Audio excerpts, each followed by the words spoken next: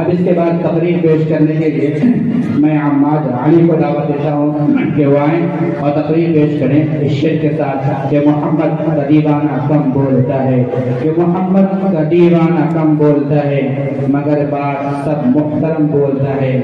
چلے آؤ جنت کے راستہ یہی ہے، چلے آؤ جنت کے راستہ یہی ہے کہ محمد کا نقش بولتا ہے۔ عليكم ورحمة الله وبركاته. الحمد لله رب العالمين والصلاة والسلام على خاتم المرسلين. أما بعد، أعوذ بالله من الشيطان الرجيم. بسم الله الرحمن الرحيم. إن الدين عند الله الإسلام. حضرات گرامی، میں اپنی بساط کے مطابق دین اسلام کی حقانیت پر کچھ کہنے کی کوشش کر رہا ہوں، آپ پوری توجہ سے سنیں۔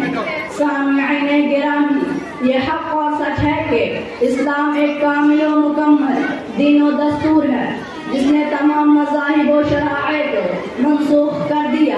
اسلام کی ہماگیر روشنی فاران کی چوٹیوں سے روئے زمین پر پھیلی اور تھوڑے ہی عرصے میں دنیا کے کایا کو پلٹ دیا اور ناقابل فراموش انقلاب برپا کر دیا۔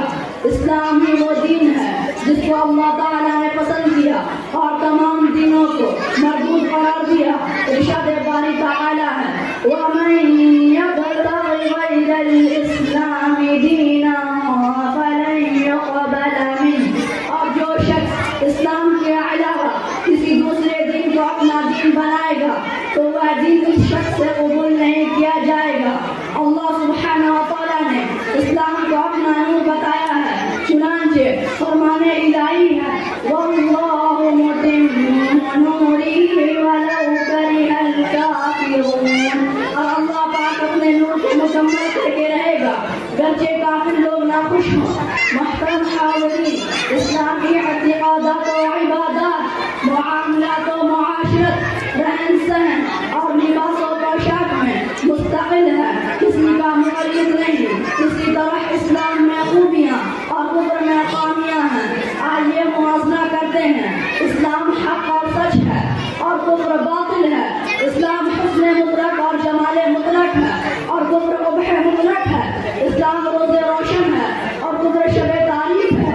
اسلام باعث عزت ہے اور کفر باعث ذلت ہے۔ سامعین، یہ واضح فرق ہے اسلام اور دیگر ادیان میں۔ اسلام اللہ کا روشن کیا ہوا نور ہے جس نور کو بجھانے کی روز اول سے کوششیں کی گئیں مگر ساری سازشیں ناکام رہیں اور آخر کار اسلام مکمل ہو کر ہی رہا، جیسا کہ قرآن شاہد عدل ہے۔ ارشاد باری تعالیٰ ہے اليوم اکملت لکم دینکم واتممت علیکم نعمتی ورضیت لکم الاسلام دینا۔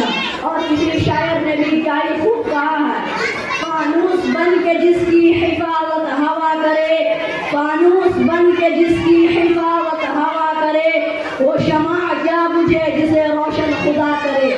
اسلام کے علم بردار ہو، آؤ آج ہی ہم گفتاز معاہدہ کریں کہ اسلام کی عظمت کو قلب و جگر میں جگہ دیں گے اور اسلامی رنگ میں رنگ کر پکا سچا مسلمان بنیں گے۔